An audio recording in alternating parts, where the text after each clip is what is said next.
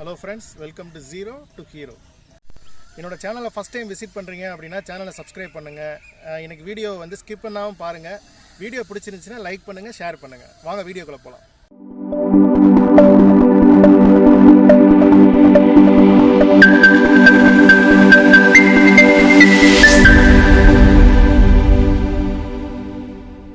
நம்மளோட ஆஃபீஸ் லைஃப்லேயும் சரி, நம்மளோட பர்சனல் லைஃப்லேயும் சரி, கான்ஃப்ளிக்ஸ் வந்து தவிர்க்க முடியாத ஒரு விஷயம். கண்டிப்பாக டெய்லி வந்து நிறைய கான்ஃப்ளிக்ஸ் வந்து நம்ம லைஃப்பில் வந்துட்டு இருக்கோம். அதை எப்படி ஹேண்டில் பண்ணலாம் அப்படின்றத வந்து ஒரு 5 ஸ்ட்ராட்டஜி வந்து நம்ம டிஸ்கஸ் பண்ணலாம். ஸோ ஒரு டீமாக ஒர்க் பண்ணும்போது பார்த்தீங்கன்னா கண்டிப்பாக வந்து கான்ஃப்ளிக்ட் வரதை வந்து நம்மளால் தடுக்க முடியாது. ஸோ அந்த மாதிரி வந்து கான்ஃப்ளிக்ட் வரும்போது முதல்ல நம்ம என்ன செய்ய வேண்டிய விஷயம் அப்படின்னா, டிஃபைன் த கான்ஃப்ளிக்ட்.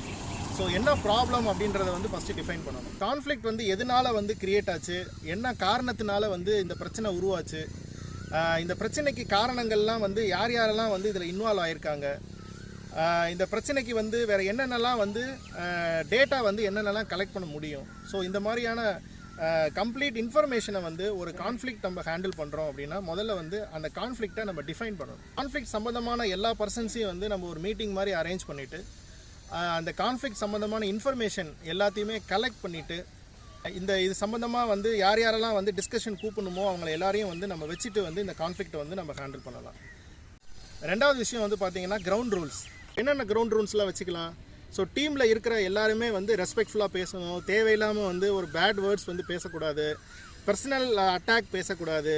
அந்த ப்ராப்ளம் என்னவோ அந்த ப்ராப்ளத்தை பற்றி தான் பேசணுமே தவிர அந்த தனிப்பட்ட யாரையும் பர்சனலாக வந்து யாரையும் நம்ம வந்து சார்ந்து பேசக்கூடாது. ஒரு ப்ராப்ளம் சால்விங் ஆட்டிடியூடோடு வந்து விசாரிக்கணும். சொல்யூஷன் ஓரியன்டாக இருக்கணும்.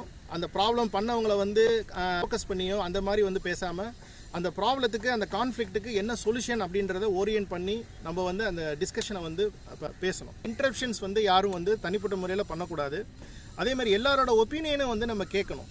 ஒரு ஃபோரமில் வந்து ஒரு கான்ஃப்ளிக்ட்டை நம்ம டிஸ்கஸ் பண்ணுறோம் அப்படின்னா அந்த ஃபோரமில் யாரெல்லாம் இன்வால்வ் ஆகிருக்காங்களோ, அந்த கான்ஃப்ளிக்ட் சம்மந்தமான ஆட்கள் யாரெல்லாம் இருக்காங்களோ எல்லாரோட ஒப்பீனியனும் கேட்டுட்டு அதுக்கப்புறம் வந்து we can arrive a best solution. மூணாவது விஷயம் வந்து பார்த்தீங்கன்னா அவாய்ட் பிளேம் கேம். அப்படின்னு மற்றவங்கள வந்து பிளேம் பண்ணுறத வந்து நம்ம வந்து அவாய்ட் பண்ணணும். இப்போ நம்ம டிஸ்கஷன் ஒரு கான்ஃப்ளிக்ட்டை பற்றி நம்ம டிஸ்கஸ் பண்ணும்போது எல்லாரும் வந்து என்ன ஒப்பீனியன் சொல்கிறாங்க அப்படின்றத வந்து ஃபஸ்ட்டு வந்து லிசன் பண்ணணும். நம்ம டிஸ்கஸ் பண்ணிகிட்டு இருக்கும்போது நம்மளோட இமோஷன்ஸை வந்து கண்ட்ரோலில் வச்சுக்கிறது பழகணும். இப்போ இமோஷனலாக தேவையில்லாமல் வந்து ஒரு கான்ஃப்ளிக்ட் வந்து நம்ம ரெசல்யூஷன் பேசிகிட்டு இருக்கும்போது இமோஷனலாக பேசுகிற விஷயங்கள் வந்து கண்டிப்பாக வந்து ப்ராப்ளத்தை வந்து அதிகரிக்க தான் செய்யுமே தவிர அந்த ப்ராப்ளத்தை வந்து சரி பண்ணுறதுக்கு வந்து அது உதவாது. ஸோ நம்மளோட ஃபியர்லேயோ இல்லை ஃப்ரஸ்ட்ரேஷன்லேயோ பேசுகிறது, ஆங்கரில் பேசுகிறத வந்து கான்ஃப்ளிக்ட் ரெசல்யூஷனில் நம்ம வந்து தவிர்க்கலாம். ஸோ காமனாக ஒரு கான்ஃப்ளிக்ட் பற்றி பேசும்போது வந்து நம்ம டிஃபென்சிவாக வந்து எடுத்துக்கக்கூடாது. ஸோ நம்ம வந்து ஏதாவது ஒரு விஷயத்தை வந்து ஒரு ப்ராப்ளத்தை பற்றி நம்ம பேசுகிறோம் அப்படின்னா வந்து நீங்கள் இந்த மாதிரி பண்ணீங்க, நீங்கள் வந்து அன்றைக்கி பேசுனது சரியில்லை, நீங்கள் அன்றைக்கி வந்து நடந்துக்கிட்டது சரியில்லை அப்படின்றத விட நம்ம அன்னைக்கு நான் அப்படின்ற விஷயத்தை தான் நம்ம வந்து ஒரு கான்ஃப்ளிக்ட்டை நம்ம டிஸ்கஸ் பண்ணுறோம் அப்படின்னா நம்மளோட நான் வெர்பல் கம்யூனிகேஷன்ஸை வந்து நம்ம வந்து கொஞ்சம் அட்டென்ஷனாக கவனிக்கணும்.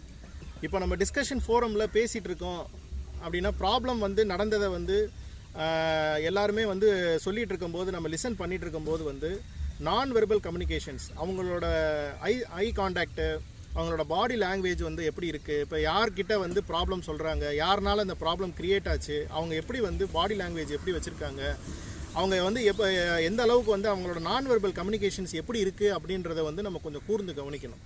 ஸோ ஃபைனலாக அந்த ஒரு கான்ஃப்ளிக்ட் சம்மந்தமான டிஸ்கஷன் முடிஞ்சதுக்கப்புறம் வந்து நம்மளோட பெஸ்ட்டு சொல்யூஷன் என்ன அப்படின்றத நம்ம அரைவ் பண்ணணும்.